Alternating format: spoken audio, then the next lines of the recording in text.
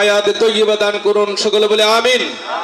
ওনার সাথে যারা এসেছেন বিশেষ অতিথিবৃন্দ, গভীর রাত আমরা সময় দিতে পারিনি, এজন্য জামিয়া কমিটির পক্ষ থেকে দুঃখ প্রকাশ করছি।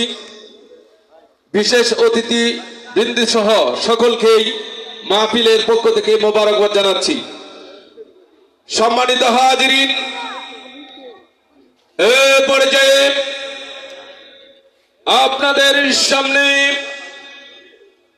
মূল্যবান তাকরীর পেশ করবেন বিশিষ্ট ইসলামী চিন্তাবিদ, মুফাসসিরে কুরআন, সারা বাংলায় আলোড়ন সৃষ্টিকারী বক্তা, আমাদের সকলের সুপরিচিত হাফেজ মাওলানা মুফতি আবু ইউসুফ ফারুকী, হাফেজ মাওলানা মুফতি আবু ইউসুফ ফারুকী, খতিব কাজীপাড়া কেন্দ্রীয় জামে মসজিদ, মিরপুর, ঢাকা। লিল্লাহে তাকবীর, লিল্লাহে তাকবীর। আল কুরআনের আলো, আল হাদিসের আলো, লিল্লাহে তাকবীর। আসসালামু আলাইকুম ওয়া রাহমাতুল্লাহি ওয়া বারাকাতুহু। ওয়া আলাইকুম আসসালাম ওয়া রাহমাতুল্লাহি ওয়া বারাকাতুহু।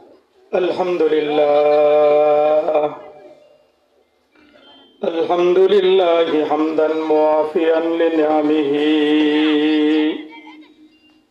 ওয়া মুকাফিয়ান লিমাজিদিহি ওয়া নাশহাদু আন লা ইলাহা ইল্লাল্লাহু ওয়াহদাহু লা শারীকা লাহু ونشهد أن سيدنا ومولانا محمدا عبده ورسوله أما بعد فأعوذ بالله من الشيطان الرجيم بسم الله الرحمن الرحيم وما أرسلناك إلا رحمة للعالمين قال رسول الله صلى الله عليه وسلم إن الله قد بعثني ربي عز وجل هدى للعالمين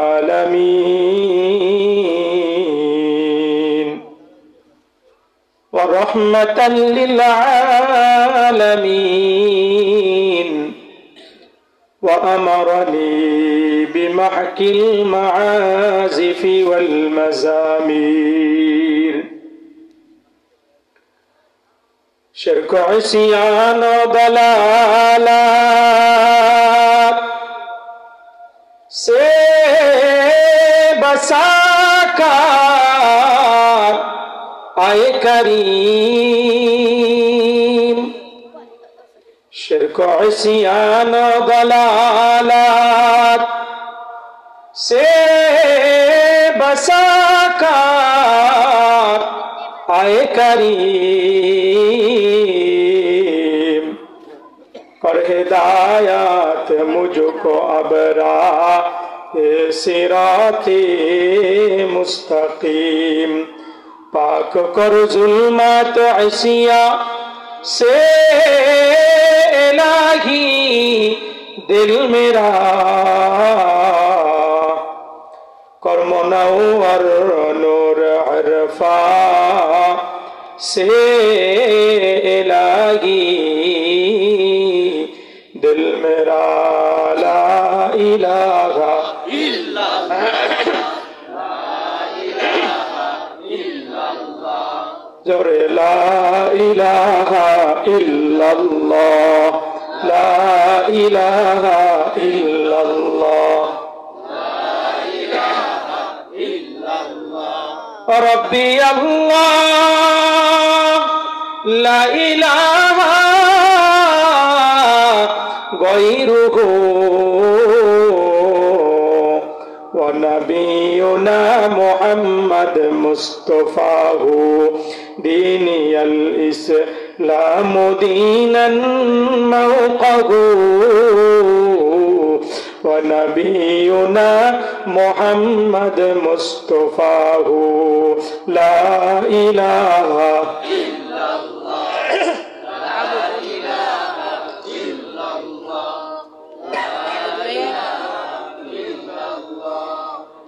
লা ইলাহা ইল্লাল্লাহু মুহাম্মাদুর রাসূলুল্লাহ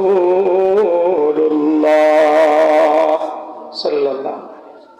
তালিমুস সুন্নাহ মাদ্রাসা হাফেজ ছাত্রদের পাগড়ি প্রদান উপলক্ষে আজকের এই মাহফিল উপস্থিত আছেন আজকের মাহফিলের সম্মানিত সভাপতি, কিছুক্ষণ আগে প্রধান অতিথি, খুব জ্ঞান গর্ব সংক্ষিপ্ত আকারে চমৎকার আলোচনা করেছেন। আমাদের নেতারা যদি সংশোধন হয়ে যায় তাহলে প্রজারা এমনিতেই সংশোধন হয়ে যাবে, কথা ঠিক কিনা?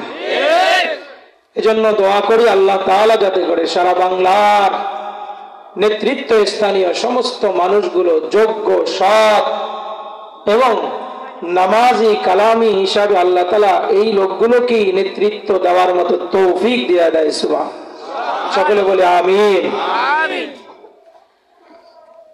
আমরা যে মজলিসের মধ্যে আসছি, রাসূল আরবি সাল্লাল্লাহু আলাইহি ওয়াসাল্লাম এই মজলিসটাকে জান্নাতের টুকরা বাগান বলেছেন। এমন একটা জান্নাতের টুকরা বাগানের মধ্যে আসতে পেরে আমরা সকলে খুশি না বেজার? জোরে জবান খুলে আওয়াজ দিতে হবে, খুশি না বেজার? এই মজলিসের মধ্যে আসছি, বসছি, জবানি শুকরিয়া আদায় করে নেই, সকলে বলি আলহামদুলিল্লাহ। জবান দিয়ে যে আলহামদুলিল্লাহ আওয়াজ দিলাম এর দাম কত? নবী আরবি বলে মা ক্বালা আলহামদুলিল্লাহ তামলাউ নিসফুল মিজান।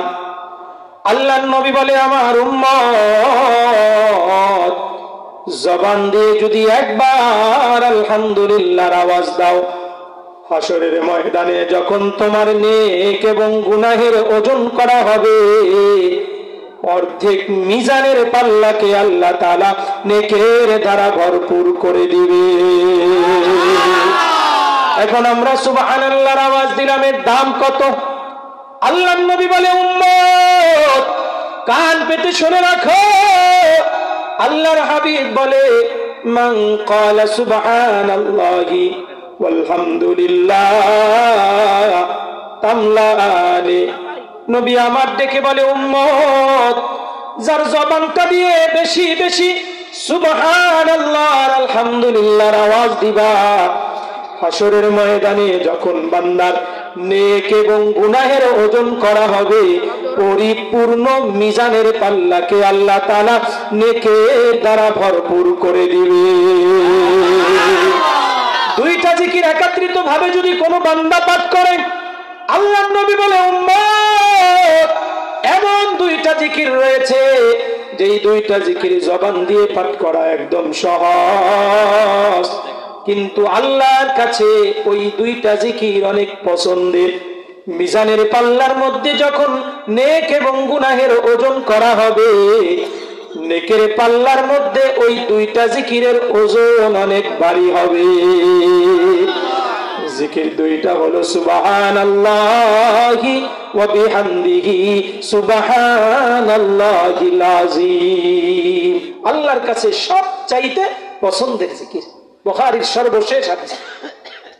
কোন বান্দা যখন তার জবানটা দিয়ে একবার সুবহানাল্লাহি ওয়া বিহামদিহি পাঠ করবে, আল্লাহর নবী বলে বুরিসাত লাহু নাখলাতুন ফিল জান্নাহ সঙ্গে সঙ্গে একবার পাঠ করার দরুন জান্নাতের মধ্যে আল্লাহ তাআলা সুস্বাদু পূর্ণ একটা খেজুরের বৃক্ষ রোপণ করে দিবে। দুইবার পাঠ করবে দুইটা খেজুরের বৃক্ষ, তিনবার পাঠ করবে তিনটা খেজুরের বৃক্ষ, চারবার পাঠ করবে চারটা খেজুরের বৃক্ষ। এভাবে যতবার পাঠ করবে ততটা খেজুরের বৃক্ষ আপনার আমার নামে আল্লাহ তাআলা জান্নাতের মধ্যে রোপণ করে দিবে।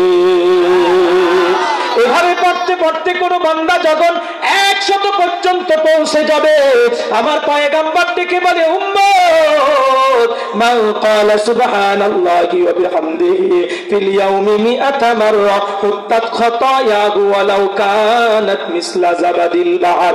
আমার কোন উম্মত যদি জবানটা দিয়ে এই জিকিরটা দৈনিক 100 বার পাঠ করতে পারে, তার আমলনামায় যদি সমুদ্রের ফেনা পরিমাণ গুনাহ জমা থাকে, আমি পয়গম্বর ঘোষণা করে দিলাম আল্লাহ তাআলা ওই বান্দার উপরে সন্তুষ্ট হইয়া তার আমলনামার সমস্ত গুনাহ মাফ করে দিবে। তাহলে এই জিকিরগুলোর দাম আছে না নাই? একবার সুবহানাল্লাহ পাঠ করলে পয়গম্বর ডেকে বলেন, জান্নাতের মধ্যে আমার আল্লাহ এত বিশাল আকৃতির একটা গাছ রোপণ করে দিবে। দ্রুতগামী ঘোড়া যদি 500 বছর পর্যন্ত দৌড়ায়, তারপরেও ওই গাছের ছায়া শেষ করতে পারবে না। বলে, হুজুর এত বিশাল বড় গাছ, তাহলে জান্নাতটা কেমন বড় হবে? আল্লাহর নবী বলে, সর্বশেষ যাকে জাহান্নামের মধ্যে পোড়াইয়া আবে হায়াতের পানির মাধ্যমে গোসল করাইয়া জান্নাতের মধ্যে ঢুকানো হবে, ওই লোকটাকেও এই বিশাল আয়তনের পৃথিবীর মতো 10 দুনিয়া পরিমাণ একটা জান্নাত আল্লাহ তাআলা দান করে দিবে। বিশাল জান্নাতের মধ্যে বিশাল গাছের নিচে যদি আপনার আমার মতো 3.5 হাত মানুষ বসা থাকে, পিপিলিকার মতো মনে হবে, পিঁপড়ার মতো মনে হবে। আল্লাহ পাক রব্বুল আলামিন বলে, ও আমার বান্দারা, তোমাদেরকে আশরাফুল মাখলুকাত বানাইলাম, পিপিলিকার মতো দেখা যাবে, পিঁপড়ার মতো দেখা যাবে, এটা আমি আল্লাহ সহ্য করতে পারবো না। ওরে বান্দারা, আমি আমার আদমকে যেইভাবে লম্বা করে 60 হাত লম্বা করে বানাইছি, জান্নাতের মধ্যে তোমাদের প্রত্যেককে ওরকম 60 হাত লম্বা করে জান্নাতে ঢুকাবো।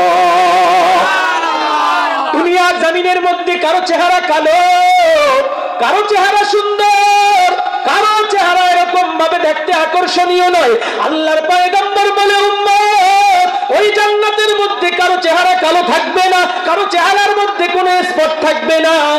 সূরাতুহু আলা সূরাতিল কমারি লাইলাতুল বদর। আল্লাহর নবী বলে, 14 তারিখ দিবাগত রাতে চাঁদের যেমন আলো, এমন আলো উজ্জ্বল করে আল্লাহ তাআলা তোমাদের চেহারা বানাইয়া তারপরে জান্নাতে ঢুকাইবে। ও মুসলমান, এমন 100 বার যদি কোনো বান্দা সুবহানাল্লাহ পাঠ করে, তার আমলনামার মধ্যে 100 হৃষ্টপুষ্ট উট আল্লাহর রাস্তায় সদকা করলে যে পরিমাণ সওয়াব, তার চাইতে বেশি সওয়াব আল্লাহ ওই বান্দার আমলনামার মধ্যে দিয়া দিবে। 100 বার যদি কোনো বান্দা লা আলহামদুলিল্লাহর জিকির করতে পারে, আল্লাহর নবী বলে, উম্মত তার আমলনামার মধ্যে 100 হৃষ্টপুষ্ট ঘোড়া, যেই ঘোড়াগুলো যুদ্ধ করতে পারবে। সংক্ষিপ্ত আকারে বলি, বর্তমান যুগের এক একটা ঘোড়া যুদ্ধ করতে সক্ষম এমন ঘোড়ার দাম ওই যুগের মধ্যে যে ঘোড়াগুলো যুদ্ধ করতে পারতো 1400 বছর আগে, বর্তমান যুগে ধরে নেন একটা মার্সিডিজ অথবা প্রাডো গাড়ি, এরকম একটা গাড়ি এক একটা ঘোড়ার বিনিময়ে তো 100টা গাড়ি মার্সিডিজ গাড়ি যদি আল্লাহর রাস্তায় দান করে, যে পরিমাণ সওয়াব পাবে মুমিন বান্দা যদি তার জবান দিয়ে 100 বার আলহামদুলিল্লাহর জিকির করে, তার আমলনামায় এর চাইতে বেশি সওয়াব দেওয়া হবে। মুমিন বান্দা যদি তার জবান দিয়ে 100 বার আল্লাহু আকবারের জিকির পাঠ করে, আল্লাহর নবী বলে, উম্মত ওই হজের মৌসুমে যাইয়া মিনা প্রান্তরে বসে 100 হৃষ্টপুষ্ট উট যদি আল্লাহর রাস্তায় কোরবানি করে, যে পরিমাণ সওয়াব, তার চাইতে বেশি সওয়াব আল্লাহ তাআলা ওই বান্দার আমলনামার মধ্যে দিয়া দিবে। এর বান্দা যখন তার জবানটা দিয়ে একবার লা ইলাহা ইল্লাল্লাহ পাঠ করবে, আল্লাহর নবী বলে ওয়াজাবাত লাহুল জান্নাহ, সঙ্গে সঙ্গে তার জন্য আল্লাহর তৈরি জান্নাতটা ওয়াজিব হয়ে যাবে। এভাবে কোন বান্দা যদি দৈনিক 100 বার লা ইলাহা ইল্লাল্লাহ পাঠ করতে পারে, তাহলে আসমান এবং জমিন ভরপুর তামলা উমা বাইনাস সামাই ওয়াল আরদ, আসমান এবং জমিনের মধ্যবর্তী জায়গার মধ্যে যত ফাঁকা জায়গা আছে, সব ফাঁকা জায়গা যদি হীরামণি মুক্তা জওহর স্বর্ণ অলংকারের মাধ্যমে ভরপুর করে দেওয়া হয়। আজকে যদি এলান করা হয় এই তালিমুস সুন্নাহ মাদ্রাসার এই ময়দানের মধ্যে যত ফাঁকা জায়গা আছে, উপরে যে চান্দিনা আছে চান্দিনার নিচের ফাঁকা জায়গাগুলো স্বর্ণ অলংকারে হীরামণি মুক্তা জওহরের মাধ্যমে ভরাট করে দাও, তাহলে আপনাদের গাজীপুরে যত স্বর্ণ আছে সব ধার উদ্ধার করে এখানে আনার পরও আশেপাশে 2-4 থানা জেলার থেকে স্বর্ণ আনা লাগবে কি লাগবে না? জোরে আওয়াজ দেয়।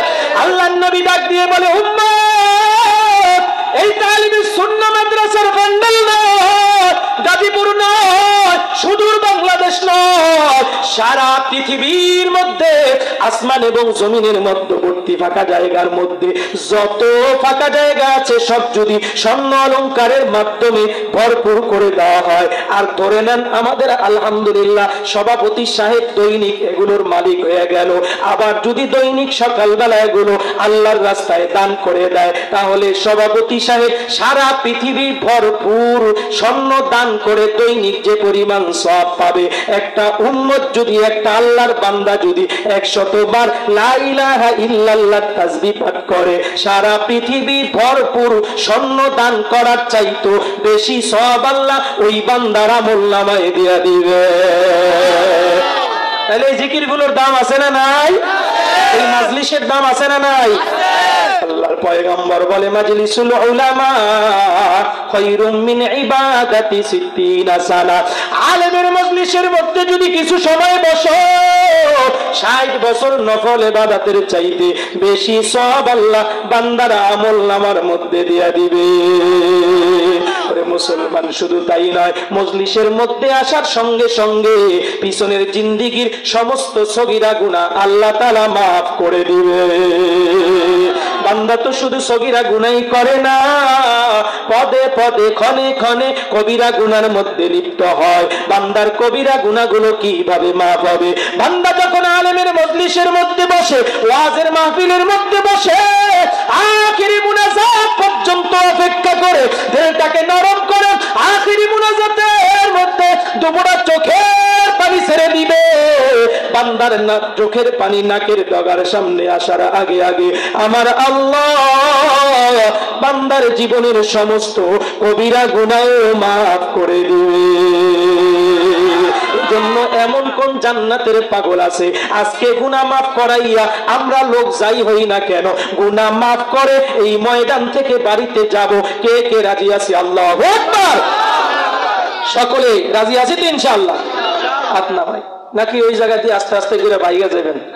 শেষ পর্যন্ত থাকবেন তো ইনশাআল্লাহ? আপনাদের সেইটা আমি আরো ক্লান্ত বেশি। ওই যে আগে এক জায়গায় চিল্লে আইছি, তাও 1-1.5 ঘন্টা।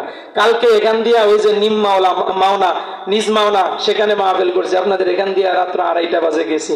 যাই মনে হয় সারাদিনে আবার ব্যস্ততা, ঘুমাইতে পারি না, আবার এখানে আসলাম, আজকে প্রোগ্রাম, এখানে আবার দ্বিতীয়বার প্রোগ্রাম। তাহলে ক্লান্ত আপনারা বেশি না আমি বেশি?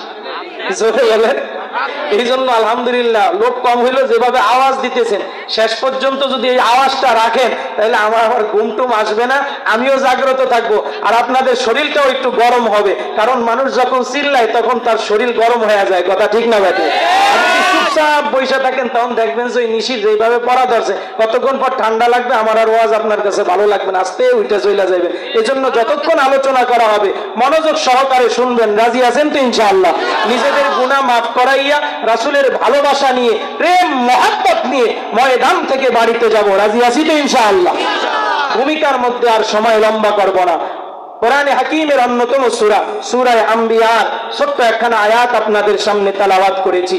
আল্লাহ পাক রব্বুল আলামিন পৃথিবীর জমিনের মধ্যে মানব জাতিকে হেদায়েতের পথে পরিচালনা করার জন্য 1,24,000 আম্বিয়া কিরামদেরকে দুনিয়াতে পাঠিয়েছেন। আবু যর গিফারি রাদিয়াল্লাহু তাআলা আনহু নবীকে প্রশ্ন করেন, ইয়া রাসূলুল্লাহ, ইয়া হাবিবাল্লাহ, আম্বিয়া কেরামের সংখ্যা কত? তখন নবীজি বললেন যে আম্বিয়া কেরামের সংখ্যা হলো 1,24,000। এই 1,24,000 নবী রাসূলের মধ্যে 313 জন ছিল রাসূল, বাকি সবাই ছিলেন নবী। আমাদের পার্লামেন্টের মধ্যে, সংসদ ভবনের মধ্যে মন্ত্রীও থাকে, এমপিও থাকে।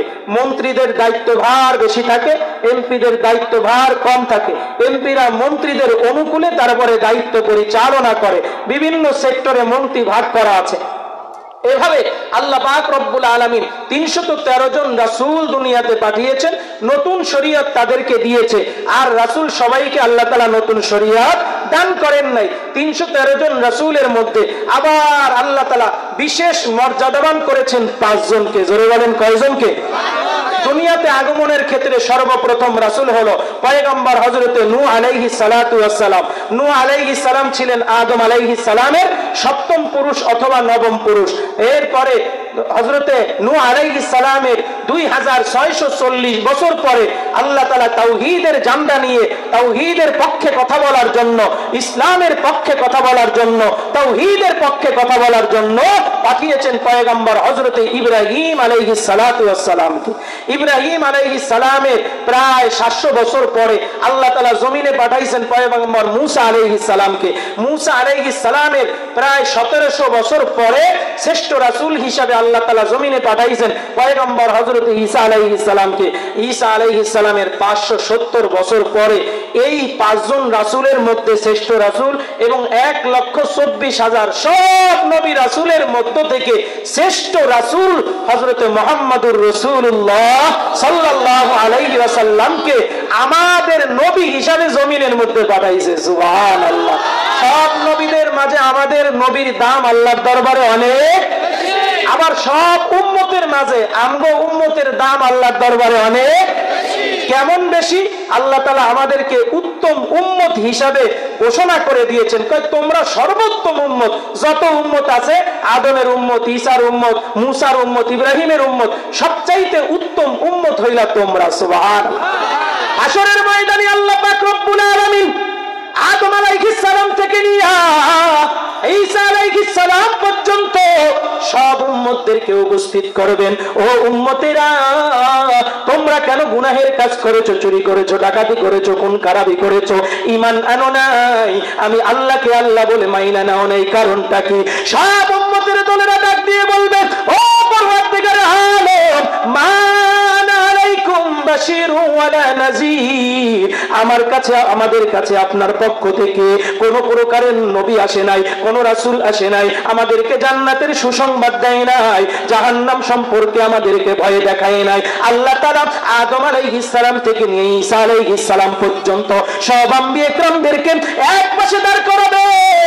আদমকে ডেকে বলবে, আদম, তোমার উম্মতরা অস্বীকার করে তুমি নাকি ভালো মন্দ শিখাও নাই। নূহ আলাইহিস সালামকে ডাক দিয়া বলবে, পয়গম্বর নূহ, তুমি নাকি ইসলামের পথে দাওয়াত দাও নাই। পয়গম্বর নূহ বলবে, আল্লাহ, 1 বছর 2 বছর নয়, 950 বছর পর্যন্ত এই কপাল পোড়া জাতিদেরকে ইসলামের পথে দাওয়াত দিয়েছিলাম, আপনার একাত্মবাদের পথে দাওয়াত দিয়েছিলাম, এরা এই মুহূর্তে অস্বীকার করে। আর উম্মতরা বলবে, আল্লাহ, নূহ নামক কোন নবী আমাদের কাছে আসে নাই। এবার সব নবীদের মাঝে আর তাদের উম্মতের মাঝে ঝগড়া বেজে যাবে।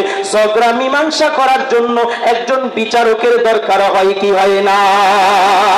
আমার আল্লাহ পাক রব্বুল আলামিন আদম আলাইহিস সালাম থেকে নিয়ে ঈসা আলাইহিস সালাম পর্যন্ত সব আম্বিয়া کرامদেরকে বলবে, তোমরা বলেছো, তোমরা বলতেছো দ্বীনের দাওয়াত দিয়েছো, আর তোমাদের উম্মতরা বলে দিও দাওয়াত দেওয়া নাই, তাহলে তোমাদের সাক্ষী কি? তোমাদের সাক্ষী দলিল তোমরা পেশ করো। এবার সব নবীরা বলবে, আল্লাহ, আমাদের 1 নম্বর সাক্ষী হলো আখিরি জামানার নবী মুহাম্মদুর রাসূলুল্লাহ।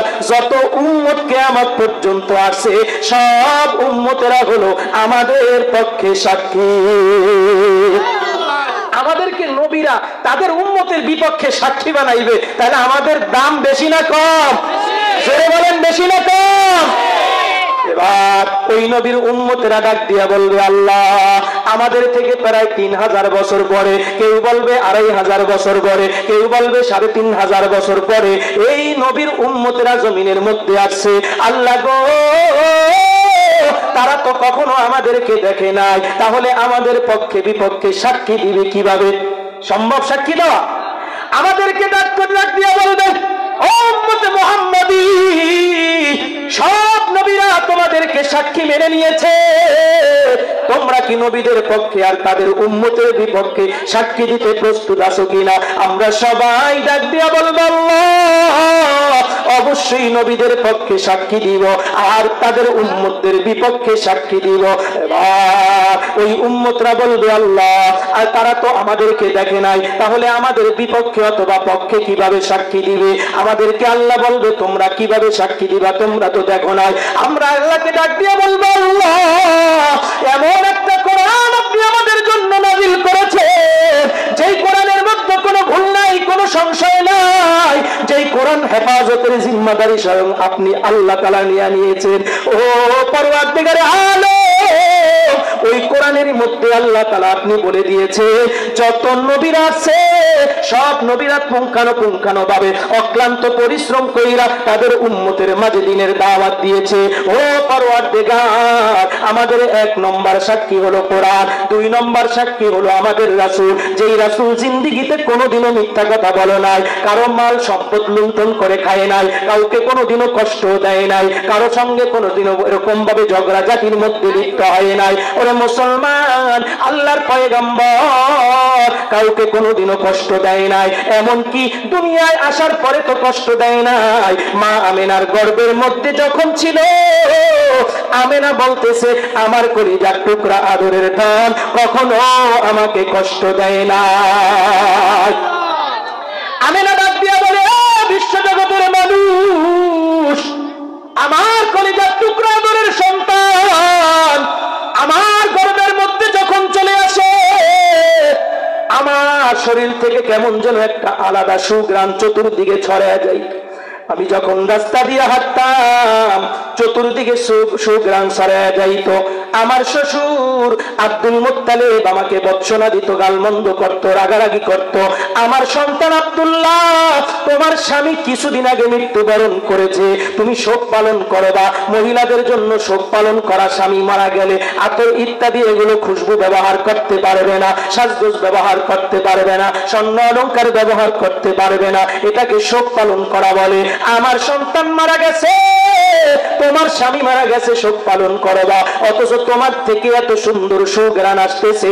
মক্কার জমিনে এমন সুঘ্রাণ কেউ কখনো নাকের ডগায় পায় নাই। আমেনা চোখের পানি ছেড়ে দিয়ে বলে, বাবা আমি কোনো আতর মাখি নাই, দুনিয়ার কোনো খুশবু পারফিউম ব্যবহার করি নাই।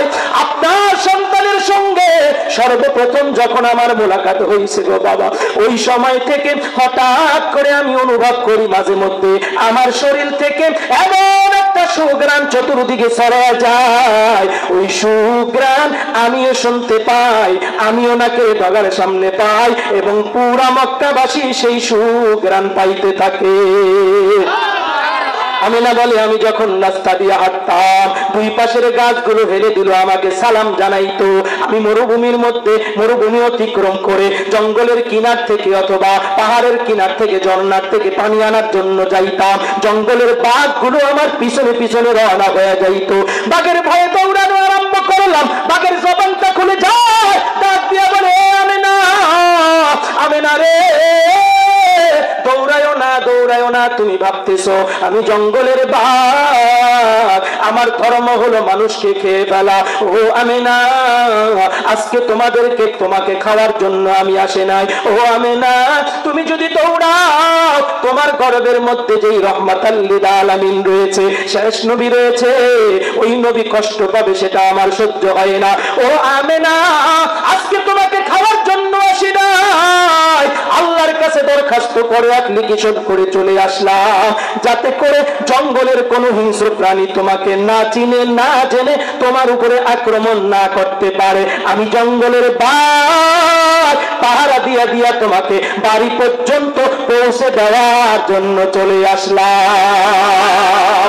শুধু তাই নয়, আমি না ডাক দিয়া বলে, বিশ্ব জগতের মানুষে, আমার কলিজার টুকরা যখন আমার গর্ভের মধ্যে আসছে, আমি মরুভূমির মধ্যে দিয়ে আমার বান্ধবীদের সঙ্গে হাঁটা চলা করতাম। বান্ধবীরা জোতাবিহীন অবস্থায় যখন হাঁটতো, তাদের পা দিয়ে ফিলকি মেরে রক্ত বাহির হওয়া আরম্ভ হতো। কিন্তু না না না, আমি যত বড় উত্তপ্ত পাথরের উপরে গরম পাড়া দিতাম না কেন, পাড়া দিতে দেরি হইতো, পাথরগুলো তুলার মতো নরম হয়ে আমাকে সালাম জানাইতে মুহূর্ত দেরি করতো না। শুধু তাই নয়, আমি না ডাক দিয়া বলতেছে, রে বিশ্ব জগতের মানুষ, কলিজার টুকরা যখন আমার গর্ভের মধ্যে আসে, দুনিয়ার মহিলাদের গর্ভগুলো একটু বেড়ে যায় আস্তে আস্তে করে, গর্ভটা বেড়ে যায়, পেটটা একটু বাড়তি হয়ে যায়, বাহির থেকে দেখলেই বোঝা যায় যে পেটের মধ্যে বাচ্চা আছে। কিন্তু না না না, আমার গর্ভের মধ্যে কো বাচ্চা আছে কখনো টেরও পাই নাই। ওয়ালাম্মা হামালাত আমিনাতু বিরাসূলিল্লাহ সাল্লাল্লাহু আলাইহি ওয়াসাল্লাম কানাত তাকুল মা শাআরতু আন্নী হামালতু। ও বিশ্ব জগতের মানুষ, আমার গর্ভের মধ্যে বাচ্চা আছে কখনো আমি অনুভবই করি নাই, কিন্তু মাঝে মধ্যে আমার কাছে একজন আগন্তুক আসতো, হঠাৎ করে ডাক দিয়া বলতো, আমেনা সাবধান, তোমার গর্ভের মধ্যে যে বাচ্চা আছে তুমি কি জানোনি? আন্নী আকুলু লা আদরি, আমি জবাব দিতাম না না, আমার গর্ভের মধ্যে যে বাচ্চা আছে কোনো সিমটম তো অনুভব করি না। বাচ্চা যদি গর্ভে আসে তাহলে ব্যথার যন্ত্রণা নাকি হয়, পেটটা একটু বৃদ্ধি হয়ে যায়, খাইতে পারে না, বমি বমি ভাব চলে আসে। দুনিয়ার মহিলাদের গর্ভের মধ্যে যখন বাচ্চা চলে আসে, মা আমার খাইতে পারে না, ঘুমাইতে পারে না, হাঁটা চলাও ঠিক মতো করতে পারে না। আরে বাবা বাজার থেকে হাড়ভাঙ্গা পরিশ্রম করে বড় একটা মাছ ক্রয় করে আনলো, ডাক দিয়া বলে, প্রাণের স্ত্রী রে, সুন্দর করে রান্না করো, তুমি আর আমি একত্রিত খানা খাবো। মা আমার সুন্দর করে মাছটাকে কুটে ধুয়ে ভুনা করো। এবার স্বামী স্ত্রী খোঁজ গল্প করবে আর আনন্দ সহকারে খাওয়ার জন্য যখন বসে, হঠাৎ করে আপনি আমি যখন তলপেটের মধ্যে লাথি মারা আরম্ভ করে দে, মায়ের লোকমাটা জমিনের মধ্যে পড়ে যায়, বিছানার সঙ্গে মা আমার গড়াগড়ি করা আরম্ভ করে। এবার বাবা ডাক দিয়ে বলে, প্রাণের স্ত্রী রে, কি ব্যাপার, রাগ করেছো কিনা, গোসা করেছো কিনা? বলে, না না, রাগ করি নাই, গোসা করি নাই, আমার মনে হয় আমার বসার কারণে আমার কলিজা টুকরা দরের সন্তানটা ব্যথা পেয়েছে, এই জন্য মনে হয় তলপেটের মধ্যে একটু আঘাত করেছে। সন্তানের বিরুদ্ধে বড় ধরনের কোনো অভিযোগ মা করে না। স্বামীকে ডাক দিয়া বলে, প্রাণের স্বামী রে, তুমি খানা খাও, আমি পরে একা একা খেয়ে নিব। মা বিছানার সঙ্গে গড়াগড়ি করে, বাবা একা একা খেয়ে নেয়। মুসলমান এমন করে করে 10 মাস 10 দিন পর্যন্ত সন্তানটাকে গর্ভে ধারণ করে। ওরে মুসলমান ঠিক মতো খাইতে পারে না, ঘুমাইতে পারে না, টেনশন, ইবাদত বন্দিও ঠিক মতো করতে পারে না। কিসের আশায়, কিসের নেশায় এত কষ্ট করে সন্তানকে লালন পালন করবে? আমার পয়গম্বর জানিয়ে দেয়, ও উম্মতের নারীরা, 10 মাস 10 দিন পর্যন্ত যে একটা সন্তানকে গর্ভে ধারণ করলা, ওকে বুকের ভিতরে রাখলা, পেটের মধ্যে রাখলা, চাই ছেলে হোক চাই মেয়ে হোক, যতদিন পর্যন্ত এই সন্তান তোমার গর্ভের মধ্যে থাকবে, আমার আল্লাহ এই 10 মাস 10 দিন পর্যন্ত অনবরত দিনের বেলায় নফল রোজা, রাতের বেলায় নফল নামাজ পড়ার সব আল্লাহ তোমার আমল নামার মধ্যে দিয়া দিবে। বাচ্চা যখন ভূমিষ্ঠ হওয়ার সময় হয়, মায়ের পেরেশানি আরো বেড়ে যায়, টেনশন আরো বেড়ে যায়, বাবার বাড়িতে চলে যায়, আত্মীয় স্বজনের কাছে ক্ষমা চায়, আতুর ঘরে যখন যাইবে ডাক দিয়া বলে, ও প্রাণের স্বামী রে, মাফ করে দিও, আমার মনে হয় আমি আর বেশি দিন বাঁচবো না।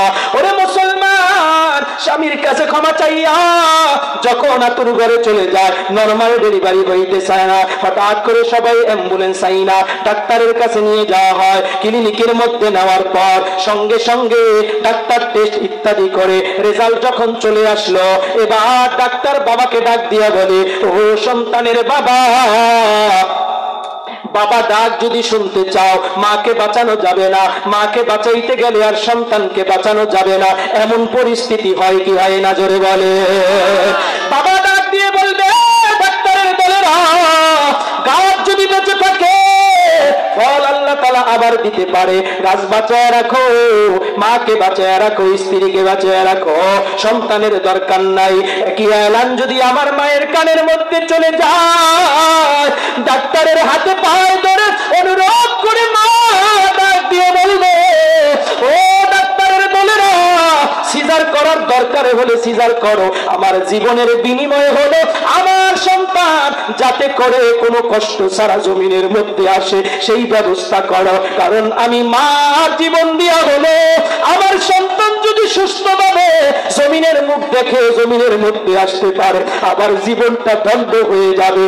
ও ডাক্তারের দলেরা, আমার সন্তানের যাতে করে কোনো কষ্ট হয় না, আমার সন্তান যাতে করে কোনো ব্যথা পায় না। ওরে মুসলমান, কত কষ্ট করে মা আমার আপনাকে আমাকে দুনিয়ার মুখ দেখায়, কোন মার সঙ্গে আজকে ঝাঁঝালো কণ্ঠে কথা বলো, কোন মায়ের সঙ্গে তুমি আজকে এরকম ভাবে খারাপ ব্যবহার করো। নতুন বিবাহ করেছো, 1-2 মাস না যাইতেই ভিন্ন হওয়ার জন্য প্রতিযোগিতা করতেছো।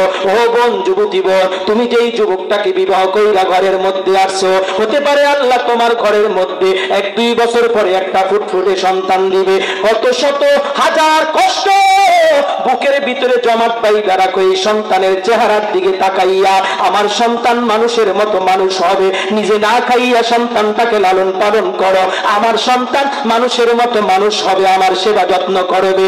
ও বোন, দিলটা নরম করে রাখো।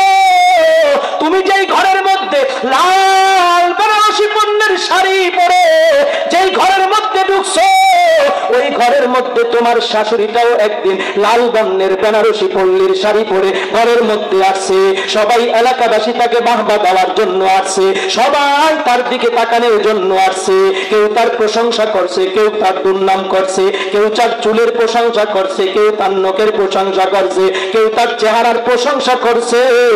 আজকে সে বৃদ্ধ হয়ে গেছে, তুমি যার স্ত্রী হইছো, ওই সন্তানটাও যখন তোমার সামনে তোমার শাশুড়ির গর্ভের মধ্যে ছিল, বুকের মধ্যে ছিল, সেও হাজার কষ্ট বুকের মধ্যে রাইখা এই সন্তানটা নিয়ে হাজার হাজার স্বপ্ন দেখছে। ওই সন্তানটাকে তুমি কাইরা নিয়া আলাদাভাবে ঘর বানানোর জন্য প্রতিযোগিতা আরম্ভ করে দিছো। শুনে নাও, আল্লাহর কসম করে বলি, তোমার সন্তানকে যতই তুমি মানুষের মতো মানুষ বানানোর চেষ্টা করো, একটা সময় আসবে তোমার সন্তানও তোমাকে মা বলে পরিচয় দিবে না, তোমার খেদমত করবে না। কথা ঠিক কিনা? ওরে মুসলমান, জমিনের মধ্যে এমন শাশুড়িও আছে, পুতের বউরে দিয়া একদম পুত্রবধূকে দিয়া একদম দাসীবাদীর মতো কাজ করে। আর তার যদি একটা মেয়ে থাকে, শ্বশুর বাড়ি থেকে যদি বাপের বাড়িতে বেড়ানোর জন্য আসে, তাহলে মায়ের কাপড়টা ধুইতে গেলে তুই দোষ কেন, রান্নাঘরে গেলে আবার ধমক মারে, ওখানে কষ্ট করছো যেখানে ধরার নাই।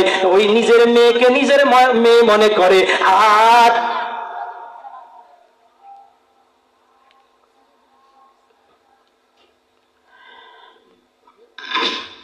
নিজের মেয়েটাকে নিজের মেয়ে মনে করে, কিন্তু পুত্রবধূ তাকে দাসীবাদী মনে করে। বিদায় সংসারের মধ্যে শান্তি আসে না। কথা ঠিক না বেটে? ওরে মুসলমান ইমানদার, শাশুড়িদেরকেও বলবো, পুত্রবধূকে নিজের মেয়ের মতো মনে করবে। নিজের মেয়ের জ্বর হইলে যেমন আপনার অন্তরটা কপ কেঁপে ওঠে, তদ্রূপ এই পুত্রবধূটার জন্য এরকম ভাবে জ্বর উঠলে তার সেবা যত্ন করবেন, তাহলে সেও আবার আপনাকে মায়ের মতো আদর করবে। ও মুসলমান ইমানদার, কেমন মারে কষ্ট দাও, যেই মা 10 মাস 10 দিন গর্ভে রাইখা যখন তোমাকে ডেলিভারি করবে, মরণপণ যুদ্ধের মধ্যে সে নেমে যায়। অনেক সময় সন্তান মারা যায়, অনেক সময় মা মারা যায়। আল্লাহর নবী বলে, কোন মহিলার যদি মৃত্যু হয়ে যায় সন্তান ডেলিভারির সময়, মরতে দেরি হবে, তার নামটা শহীদ ব্যক্তিদের নামের সঙ্গে লিখতে 1 মুহূর্ত দেরি হবে না। সন্তান যখন দুনিয়ার জমিনের মধ্যে চলে আসে, ওই সন্তান খাইতে পারে না, ঘুমাইতে পারে না, হাঁটা চলা করতে পারে না। মা আমার টাইমে টাইমে খাবারের ব্যবস্থা করে, এরকম ভাবে ঔষধের ব্যবস্থা করে, গোসলের ব্যবস্থা করে। ওরে মুসলমান, এমন অনেক মহিলারা আছে নকশাকা, দুনিয়ার জমিনের মধ্যে যদি তাদের এরকম ভাবে কি হয়, বিবাহের আগে যদি একটু দুর্গন্ধ নাকের সামনে আসে, অথবা তারা যদি মৃত ব্যক্তির নাম শুনে, সঙ্গে সঙ্গে 2-3 দিন খাবার বন্ধ হয়ে যায়। আমার এই মা, এই বোনটার যদি বিবাহ হয়ে যায়, আল্লাহর পক্ষ থেকে ওর যদি একটা সন্তান জমিনের মধ্যে চলে আসে, ওই সন্তানটাকে বুকের ভিতরে নিয়া, কোলের মধ্যে নিয়া খাবার খাওয়া আরম্ভ করে দিছে, প্রস্রাব করে দিছে, পায়খানা করে দিছে। সন্তানকে মারে না, কারো উপরে রাগ অভিমান করে না, বাহিরে যায় সন্তানটাকে পরিষ্কার করে, আবার ওই জায়গায় যেখানে পেলেট ছিল সেখান থেকে খাবার খাওয়া আরম্ভ করে দেয়। কিসের আশায়, কিসের নেশায় সন্তানকে এভাবে লালন পালন করবে? আল্লাহর নবী বলে, যতদিন পর্যন্ত এই সন্তানটা না জানবে কোনটা আগুন, কোনটা পানি, কোনটা ভালো, কোনটা মন্দ নির্ণয় না করতে পারবে, ততদিন পর্যন্ত যে সন্তানটাকে লালন পালন করলা বিনিময় 4 বছর 5 বছর একটা সন্তানের ভালো মন্দ বুঝার জন্য লাগে। এই 4 বছর 5 বছর এই সন্তানটাকে যে লালন পালন করলা বিনিময় আমার আল্লাহ একজন মুজাহিদ 4 বছর 5 বছর জিহাদের ময়দানে যাইয়া, দিনের বেলায় জিহাদ, রাতের বেলায় যদি তাহাজ্জুদের নামাজ আদায় করে, যে পরিমাণ সওয়াব পাবে একজন নারী তার একটা সন্তান, চাই ছেলে হোক চাই মেয়ে হোক, তাকে লালন পালন করার কারণে ওই মুজাহিদের চাইতো বেশি সওয়াব পাবে। আমিনা ডাক দিয়ে বলে, বিশ্ব জগতের মানুষ, আমার কলিজার টুকরা আদরের সন্তান গর্ভের মধ্যে আছে, কখনো ব্যথা অনুভব করি নাই এবং আমার পেটটাও স্বাভাবিকের থেকে বাইরে যায় নাই, কিন্তু ওই যে আগন্তুক আসতো আমাকে বলতো তোমার গর্ভের মধ্যে বাচ্চা আছে জানুনি? আমি বলতাম না না, আমি তো জানি না। ওই আগন্তুক ডাক দিয়া বলে, ইন্নাকি আমালতি বিসাইয়্যিদাতি হাদিহিল উম্মতি ওয়া নাবিহা, আমিনা সুসংবাদ গ্রহণ করো, তোমার গর্ভের মধ্যে এই জমানার আখিরি জমানার নবীর, আখিরি জমানার উম্মতদের নবীকে আল্লাহ তাআলা তোমার গর্ভের মধ্যে পাঠিয়ে দিয়েছে। আমার পয়গম্বর কাউকে কোনোদিনও কষ্ট দেয় নাই, এমনকি পয়গম্বর কাফেরদেরকেও কোনো সময় কষ্ট দেয় নাই। এজন্য আল্লাহ তাআলা ডাক দিয়া বলে, আমি আমার নবীকে সারা পৃথিবীর সমস্ত মাখলুকাতের জন্য রহমত স্বরূপ, বরকত স্বরূপ এবং নাজাত স্বরূপ জমিনের মধ্যে পাঠাইলাম। ওই নবীকে একটু ভালোবাসতে মনে চাই কি চায় না? কার কার মনে চায়? আল্লাহু আকবার। কেমন ভালোবাসতে হবে? আল্লাহর নবী বলে, উম্মত লা ইউমিনু আহাদুকুম হাত্তা ইয়াকুনা আহাব্বা ইলাইহি মিন ওয়ালিদিহি ওয়া ওয়ালাদিহি ওয়ান নাসি আজমাইন, ততক্ষণ পর্যন্ত নিজেরা নিজেদেরকে প্রকৃত ঈমানদার পরিচয় দিতে পারবে না যতক্ষণ পর্যন্ত তুমি আমি নবীকে তোমার জানের চাইতে, মালের চাইতে, সন্তানের চাইতে, স্ত্রী পরিবার বর্গ সব কিছুর চাইতে বেশি মহব্বত না করবা, ততক্ষণ পর্যন্ত তোমরা প্রকৃত ঈমানদার পরিচয় দিতে পারবা না। এজন্য মুসলমান ঈমানদার ওই আল্লাহর নবীকে নবী হিসাবে মাইনা নিতে হবে, নবীর মহব্বত অন্তরের মধ্যে ধারণ করতে হবে। সাহাবায়ে কেরাম যেইভাবে মহব্বত করছে আমাদেরকেও সেইভাবে মহব্বত করতে হবে। সাহাবায়ে কেরাম নবীর ইজ্জত রক্ষা করার জন্য জীবন বিলিয়ে দিয়েছে, সম্পদ বিলিয়ে দিয়েছে, সংসার বিলিয়ে দিয়েছে, এমনকি নিজের নাক, তাজা নাক কেটে দিয়েছে। তারপরেও তারা এরকম ভাবে ইসলাম থেকে নবীর কোন ইজ্জত এরকম ভাবে লুণ্ঠিত হতে দেয় নাই। নবীর ইজ্জত রক্ষা করার জন্য জীবিত অবস্থায় তাজা নাক তারা কাইটা দিছে, তারপরেও নবীর ইজ্জত তারা জমিনের মধ্যে পদদলিত, লুণ্ঠিত হতে দেয় নাই। কথা ঠিক না ঠিক? সাহাবী হযরত আমর ইবনুল আস রাদিয়াল্লাহু তাআলা যুদ্ধ করতে করতে জেরুজালেমের চৌরাস্তা পর্যন্ত চলে যায়। ওই যে জেরুজালেম বাইতুল বর্তমান ফিলিস্তিন ফিলিস্তিনের মধ্যে বাইতুল মুকাদ্দাস এরকম ভাবে অবস্থিত যে বাইতুল মুকাদ্দাস নিয়া ফিলিস্তিনের মুসলমানরা ওই জায়নবাদী ইহুদি ইসরায়েলের সঙ্গে যুগ যুগ ধরে যুদ্ধ করে আসছে। আলহামদুলিল্লাহ গত সপ্তাহে সিরিয়া বিজয় হয়ে গেছে। সিরিয়ার মুজাহিদরা জানিয়ে দিছে সিরিয়া বিজয় করলাম, অচিরেই আমরা বাইতুল মুকাদ্দাস আম্বিয়ে কেরামের পুণ্যভূমিকে ওই ইহুদিদের হাত থেকে মুক্ত করে পবিত্র করব। কথা ঠিক না বাতে? ওরে মুসলমান, হযরতে আমর ইবনুল আস রাদিয়াল্লাহু তাআলা আনহু ওই বাইতুল মুকাদ্দাসের চৌরাস্তা পর্যন্ত, জেরুজালেমের চৌরাস্তা পর্যন্ত যুদ্ধ করতে করতে চলে গেছে, সব জায়গাগুলো দখল করে ফেলছে। ওই সময় বাইতুল মুকাদ্দাসের রক্ষণাবেক্ষণের দায়িত্ব ছিল খ্রিস্টানরা, ওখানের নেতৃত্ব দিত খ্রিস্টানরা। খ্রিস্টানরা পরামর্শ করলো, সরা পরামর্শ করলো মুসলমানরা আমাদের সঙ্গে যুদ্ধ করার জন্য আসতেছে। মুসলমান জনসংখ্যায় কম, অস্ত্র শস্ত্র কম, কিন্তু তাদের মনোবল এত বেশি। মুসলমান যদি আমাদের সঙ্গে যুদ্ধ করে আমরা কশিন মুসলমানের সঙ্গে যুদ্ধ করে জিহাদ করে বিজয় অর্জন করতে পারবো না। কথা ঠিক কিনা? কারণ মুসলমান অস্ত্রে বিশ্বাস করে না, গোলাবারুদে বিশ্বাস করে না, বিশ্বাস করে কাকে জোরে বলে? আল্লাহকে বিশ্বাস করে। মুসলমান আল্লাহর উপরে ভরসা করে যখন ময়দানের মধ্যে নামবে, ওই গোলাবারুদ, কামান, বিমান, অস্ত্র শস্ত্র এগুলো সব পানির মতো ধুয়ে মুছে পরিষ্কার হয়ে যাবে। বিজয়ের মালা আল্লাহ তাআলা মুসলমানকেই পরিয়ে দিবে। কথা ঠিক কিনা? ওই খ্রিস্টানরা পরামর্শ করতেছে মুসলমান জনসংখ্যায় কম হতে পারে, কিন্তু তাদের মধ্যে ইমানি পাওয়ার এত বেশি, তাদের সঙ্গে আমরা যুদ্ধ করে পারবো না। কারণ আল্লাহ তাআলা জনসংখ্যা দেখে না, দেখে ইমানি পাওয়ার। কথা ঠিক কিনা? আল্লাহ যদি মনে করেন কাউকে ধ্বংস করবে, সামান্য ল্যাংড়া মশার মাধ্যমে ধ্বংস করতে পারে কি পারে না? মিস্টার নমরুদ ডাক দিয়া বলে ইব্রাহিমকে, এই ইব্রাহিম কার দাওয়াত দিতেছো? এক আল্লাহ তাআলার দাওয়াত দিতেছি। এই ইব্রাহিম আমার বড় যুদ্ধ করতে মজা লাগে, তোমার রব কি আমার সঙ্গে যুদ্ধ করবে কিনা একটু তোমার রবের জিগাও। কারে বলতেছে? ইব্রাহিম আলাইহিস সালামের বলতেছে। পয়গম্বর ইব্রাহিম সেজদায় পড়ে যায়, আল্লাহর কাছে দোয়া করে, আল্লাহ মিস্টার নমরুদ আপনার সঙ্গে যুদ্ধ করতে চায়, যুদ্ধ করবেন কিনা? আল্লাহ বলে, এমন নমরুদকে সাইজ করার জন্য আমি আল্লাহ সর্বদা প্রস্তুত আছি। কারণ আমি আল্লাহ ছাড় দেই, অপরাধীদেরকে চিরস্থায়ী ভাবে ছেড়ে দেই না। কথা ঠিক না ব্যাটি? ধরি না 54 বছর রাষ্ট্র চালানোর পরেও যদি আমি আল্লাহর দরকার হয়, কার টাকা দিয়া রাষ্ট্রের থেকে বাহির করে ওই রাষ্ট্রের মালা আর একজনের পরে দেই। কথা ঠিক কিনা?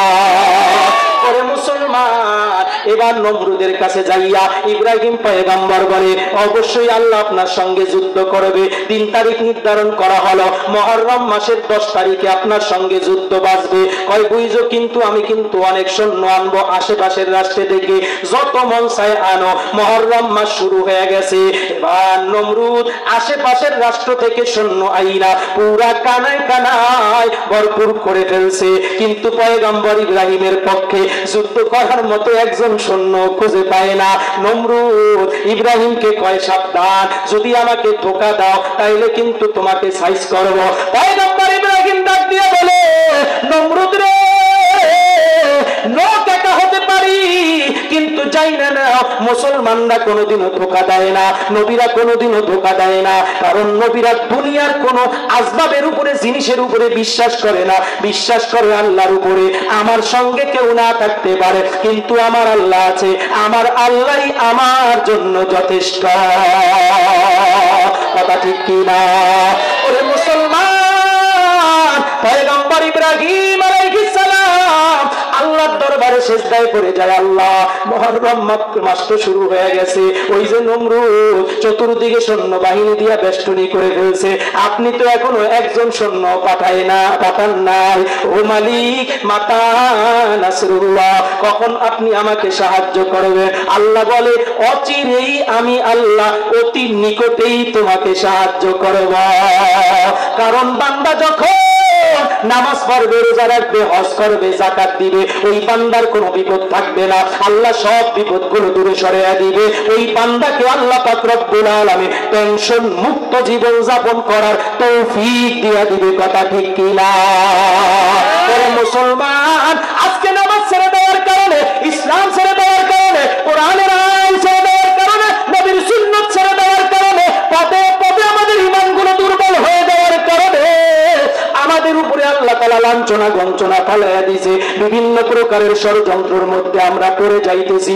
যদি আমরা আগের মতো আবার ঈমানের বলে বলিয়ান হতে পারি, সাহাবায়ে কেরামের মতো ঈমানের বলে বলিয়ান হতে পারি, আল্লাহ তাআলা আমাদেরকেও এই জমানার মধ্যে কাফেরদের বিপক্ষে যদি ময়দানের মধ্যে নামে, আমাদেরকেও আল্লাহ বিজয়ের মালা পরিয়ে দিবে। কথা ঠিক কিনা? সাবধান মুসলমান, সাবধান। সারা পৃথিবীর মধ্যে সবচাইতে আমলদার মানুষ হলো এশিয়ার মধ্যে।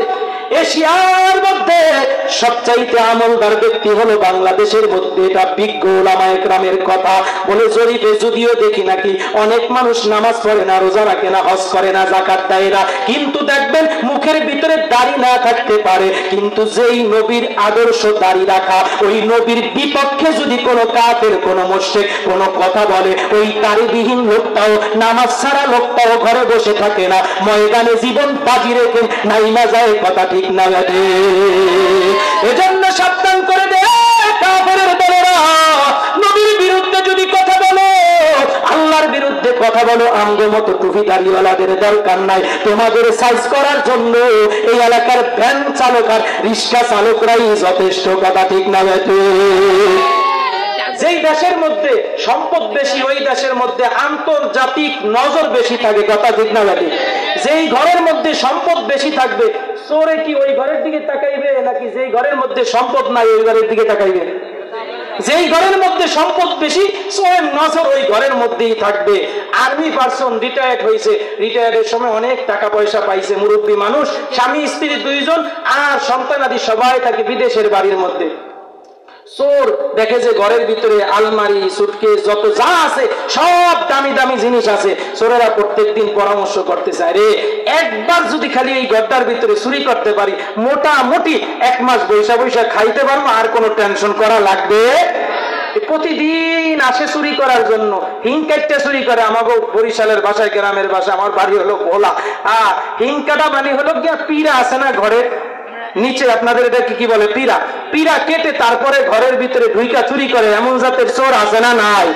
প্রতিদিন আসে ওই পিড়া কাটতে চুরি করবে। যখন একটু শাবলটা লাগাইবে, এমন মুহূর্তে মুরব্বী মানুষ তো রাত্রেবেলা কিন্তু মুরব্বীদের বেশি একটা ঘুমসুম হয় না, এরকম করে একটা কাশি দেয়, চোরে এক দৌড় দিয়া বাড়ির দিকে রওনা হয়ে চলে যায়। এখন পরের দিন প্রত্যেক দিন যাই আর কষ্ট করে চলে যায়। এবার আজকে যত কাশি কাশি দেখ ঢুকমু দেখি যা আছে কপালে। এবার ঘরের ভিতরে আস্তে আস্তে আস্তে আস্তে করে ওই হিংকাইটা, পিড়া কাইটা যখন ঘরের ভিতরে একটু ঢুকবে, ধরার সাথে সাথেই মুরব্বী লাইট জ্বালায় দেখে যে চোর, আঞ্জা করে ধরলো, ধরিয়া তারপরে পাশে আসছে বাইরে। এবার কয়, লও বাজারের মধ্যে নাও, তোমার পাইকারি মাইট দিব। কিছু দূর যাওয়ার পর চোরাই কইতেছে, হাজী সাহেব আপনার কথা অনেক প্রশংসা শুনছি, অনেক ভালো মানুষ আপনি, আপনার একটা দরখাস্ত করবো, একটা কথা বলবো, রাখবেননি? কয়, কি কথা বলো? কয়, হাজী সাহেব এই কনকনে ঠান্ডার মধ্যে আপনার বাড়িতে চুরি করতে আসছি, আসরে প্যারেডটা না আইছি, অনেক অন্যায় করছি, কিন্তু হাজী সাহেব ওই যে ওখানে আপনি যে আমার সঙ্গে বাড়াবাড়ি করছেন, আমার গায়ের মধ্যে একজোড়া, গায়ের মধ্যে একটা ইয়া ছিল, কি ছিল, গামছা ছিল, অথবা এরকম ভাবে তোয়ালিয়া ছিল, অথবা চাদর ছিল, আর পায়ের মধ্যে একজোড়া জুতা ছিল।